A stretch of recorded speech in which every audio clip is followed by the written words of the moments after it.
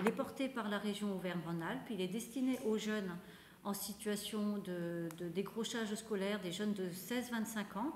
C'est-à-dire que finalement, ce sont des jeunes sortis du système scolaire qui sont sans diplôme, sans formation et sans emploi.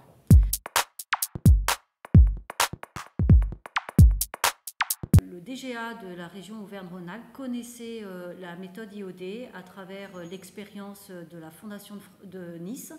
Et donc, il souhaitait réfléchir à cette grande difficulté pour ces jeunes en situation de décrochage, et en se disant que IOD, intervention sur les offres et les demandes, pouvait être une des réponses pour ce public-là.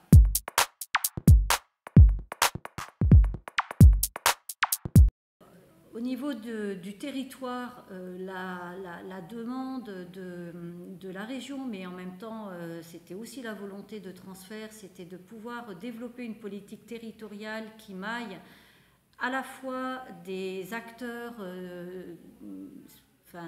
ayant la compétence de l'accompagnement du public, avec des acteurs économiques, d'accompagnement des entreprises. Et puis en interne, pour nous, c'était un vrai pari, en tout cas une expérimentation, c'est de se dire transfert a toujours eu l'habitude de travailler en équipe, plutôt avec des équipes de 3 chargés de mission. Et là, on forme un chargé de mission par structure.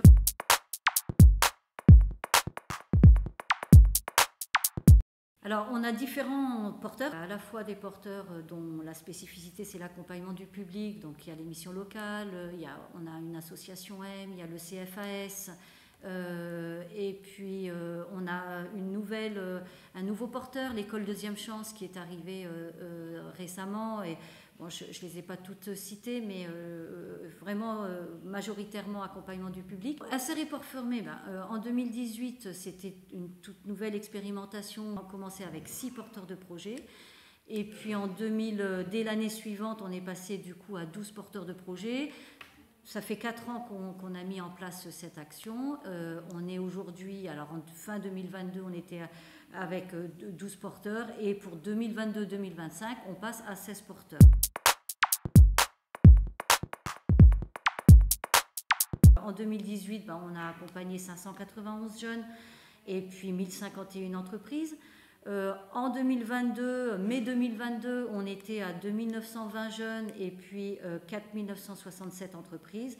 Voilà, et pour les années à suivre, on vise encore plus.